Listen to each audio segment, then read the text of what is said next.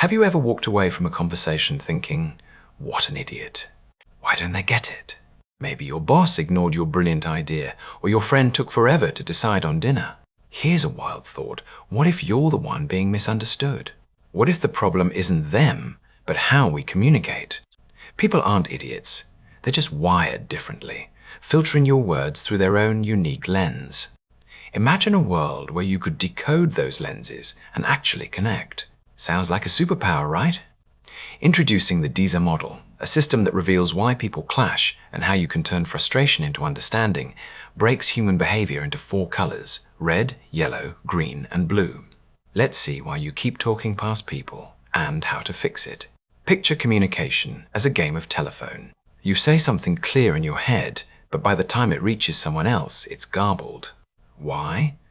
Because everyone's brain is like a unique filter shaped by personality, biases, and experiences. The DISA model, rooted in ancient ideas from thinkers like Hippocrates and modern psychology, sorts people into 4 behavior types, each tied to a color. Think of it like a personality palette. Reds are bold and driven, yellows are cheerful and creative, greens are calm and reliable, blues are precise and analytical. Most of us blend 2 colors, but 1 or 2 dominate. Greens are the most common, about 80% of people, while reds are rare, around 5%. Here's the catch. You can't force someone to hear you their way.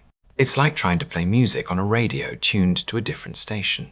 To connect, you need to tune in to their frequency. Let's break down each color to see how. First, reds. Imagine a charging bull, focused, decisive, and a bit scary. Reds are ambitious, making snap decisions and thriving on challenges. They're the CEO who cuts meetings short to get to the point, or the neighbor who turns gardening into a competition. Their strength? They get stuff done, fast, but they can steamroll others, sounding blunt or impatient. Ever had someone interrupt you with, "Just do it"? That's red. They hate dawdling, so if you're pitching to a red, be quick, clear, and results-focused. Next, yellows.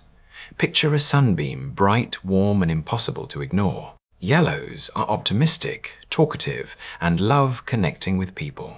They're the life of the party, spinning stories that make everyone laugh. Their superpower?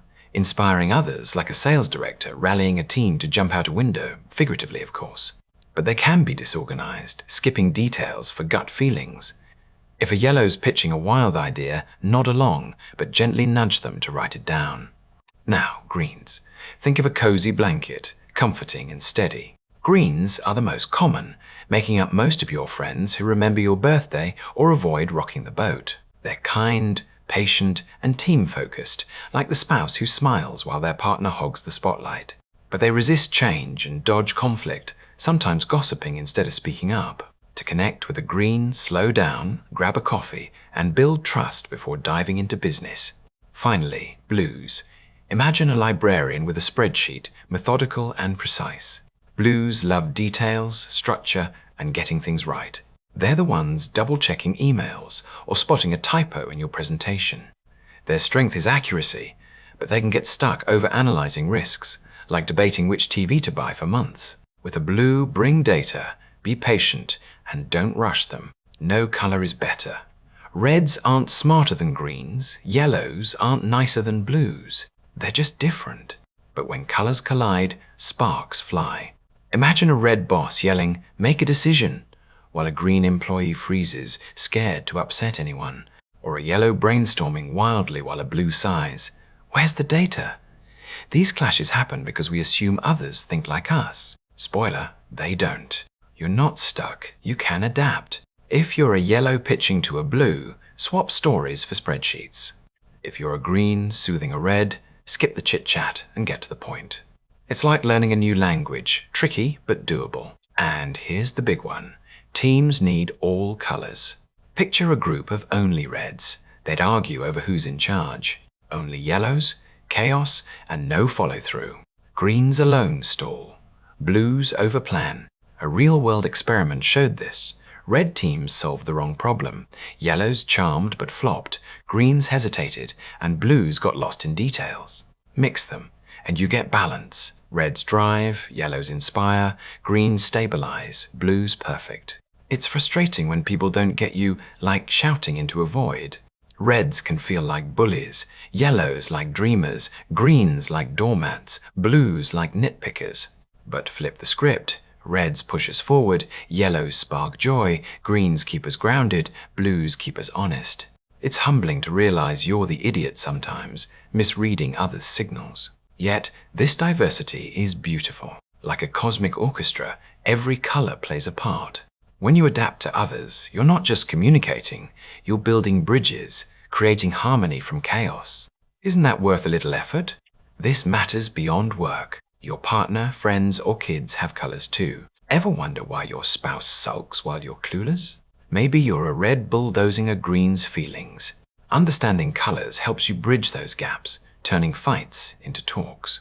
So, why do you keep misunderstanding people? Because you're speaking different behavioral languages.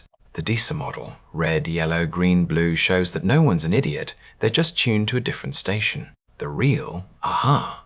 You can't change others, but you can change how you communicate. By matching their color direct for reds, warm for yellows, gentle for greens, precise for blues, you turn clashes into connections. This isn't just about avoiding arguments. It's about seeing people for who they are, not who you want them to be. Your red boss isn't mean, she's driven. Your yellow friend isn't flaky, he's creative. Your green partner isn't weak, he's loyal. Your blue coworker isn't boring, she's thorough. This shift in perspective doesn't just solve misunderstandings, it makes you a better friend, colleague, or leader. In a world that feels divided, decoding behavior is like finding a universal translator for humanity. From frustrating coworkers to puzzling friends, the 4 colors explain why we clash and how to connect. Next time you're baffled by someone, ask, are they a red charging ahead? A yellow lighting up the room? A green keeping the peace? A blue checking the facts? Now you know how to reach them. Try it. Adapt your words to their color and watch the magic happen. Want to dive deeper? Check out Surrounded by Idiots by Thomas Erickson, or explore the DISA model online. What color are you? And who's the toughest person you deal with? Share in the comments, we'd love to hear. Thanks for watching, and if you enjoyed it, hit the subscribe button for more mind-opening adventures. Until next time, keep decoding the people around you.